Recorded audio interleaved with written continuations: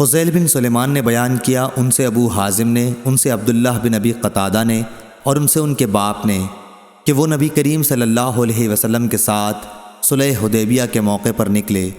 ابو قتادہ رضی اللہ عنہ اپنے چند ساتھیوں کے ساتھ پیچھے رہ گئے تھے۔ ان کے دوسرے تمام ساتھی تو محرم تھے، لیکن انہوں نے خود احرام نہیں باندھا تھا۔ ان کے ساتھیوں نے ایک گورخر دیکھا تو ابو قتادہ رضی اللہ عنہ کے اس پر نظر پڑنے سے پہلے ان حضرات کی نظر اگرچہ اس پر پڑی تھی، لیکن انہوں نے اسے چھوڑ دیا تھا۔ لیکن ابو قتادہ رضی اللہ عنہ اسے دیکھتے ہی اپنے گھوڑے پر سوار ہوئے۔ ان کے گھوڑے کا نام جرادہ تھا۔ اس کے بعد انہوں نے ساتھیوں سے کہا کہ کوئی ان کا کوڑا اٹھا کر انہیں دے دے، جسے لیے بغیر وہ سوار ہو گئے تھے۔ ان لوگوں نے اس سے انکار کیا محرم ہونے کی وجہ سے، اس لیے انہوں نے خود ہی لے لیا اور گورخر پر حملہ کر کے اس کی کونچیں کاٹ دیں۔